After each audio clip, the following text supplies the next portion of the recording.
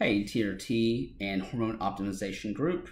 This is Justin again, and today I'm going to talk about the thyroid, like I like doing. But today I want to discuss reverse T3. A lot of patients ask me why I don't routinely, like I said, routinely check the reverse T3. Yeah, there are some instances in which I will check it, but the overwhelming majority of time and in most patients, I don't routinely check it. So that's why I'm here today, to discuss why.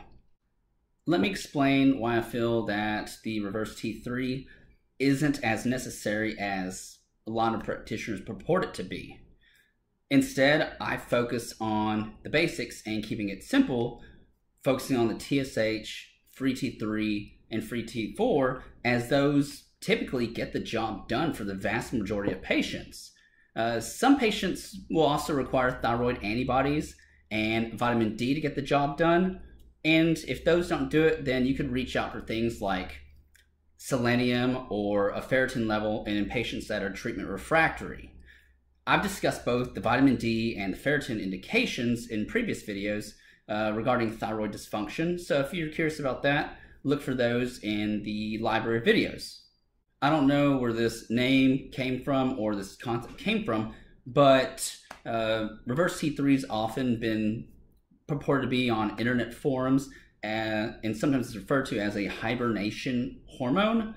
Some people say that reverse T3 slows down and possibly even arrests your metabolism by occupying thyroid receptors, but really this isn't necessarily the case. So what is reverse T3?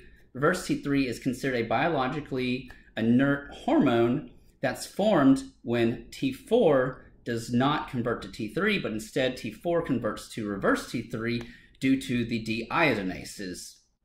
Deiodinases literally translates to without iodine because they remove an iodine atom from T4, and thus by doing so, it can dictate the conversion, whether T4 is going to go down and become reverse T3, or if it's actually going to become T3 itself.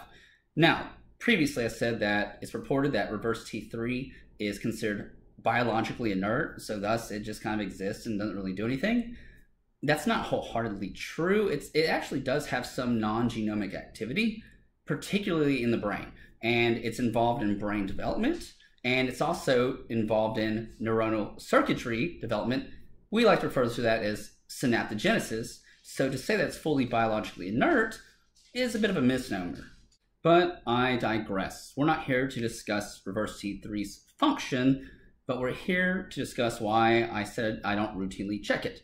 So one would think if a patient is a poor converter, then when by poor converter, I mean somebody that doesn't convert T4 to free T3 that efficiently. So one would think if you suspect they're a poor converter, you should get a reverse T3, right? That's what you would think. Well, first of all, most immunoassays actually register some T4 as reverse T3. What this means to you is you could have a false high on that reverse T3 level. Now, if the patient naturally has high T4 levels, or if they're on exogenous T4, like I said, some of that may actually register as reverse T3. So to mitigate this situation, if you are in fact pulling a reverse T3 test, you want to make sure you get the liquid chromatography mass spec, aka the LC-MS test. If you're concerned about the patient's converter status, their ability to convert T4 to T3, you can do a trial of T4 monotherapy, and that will give you a lot of the answer of what you want to know. Because if you're giving them T4 monotherapy and their T3 is going up, then you know that they're converting like they should be. However, if you're giving them T4 monotherapy and their T3 is not going up, then you know that they're possibly not a good converter, at which point you could probably maybe make the case of pulling a reverse T3 to see if it's going down that route. Once again, if you do that, you want to make sure it's the LC-MS test.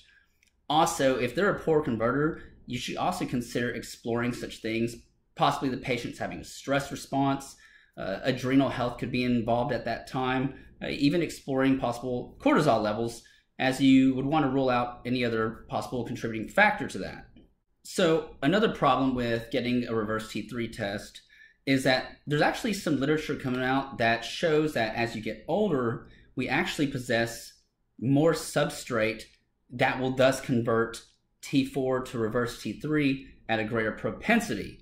This could be twofold. First, it's speculated that as we age, our bodies will produce more substrate to convert T4 to T3 on purpose. This speculated that it's a protective response so that we don't maybe inadvertently go into a hyperthyroid state in the tissues and systemically. So that's more of a protective mechanism so that we don't get too much T3 and become hyperthyroid. Also, as we age, we tend to develop more chronic health conditions. And it's just part of aging. I hate to say, chalk it up to it's part of getting older, but sometimes it is. Anyway, chronic health conditions will also increase the propensity that someone's T4 will convert to reverse T3.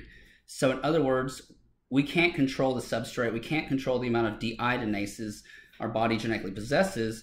And in some cases, we can't control the chronic health conditions that we have that make your body more likely to convert T4 to reverse T3. So my last reason why I don't routinely check a reverse T3 is because it builds on what I just said previously, is because reverse T3 is often elevated in times of chronic stress or in chronic health conditions. Such conditions, heart failure will increase reverse T3, being on amiodarone with or without the presence of being in heart failure will increase it as well. Inflammatory conditions increase it, as I said earlier. Even aging will increase it. Oh yeah, even carbohydrate restriction can increase the reverse T3. So thus, if you have a comorbid health condition or you're dieting, there's a chance that your reverse T3 may be elevated. So what this tells us is that reverse T3 being elevated, that's not the cause of your health condition. That's not the cause of the thyroid. It's a symptom. It's a laboratory symptom of something else driving that up. It's the consequence of your health status. It's not the cause. Again, I repeat, an elevated reverse T3 is often indicative of one's health status.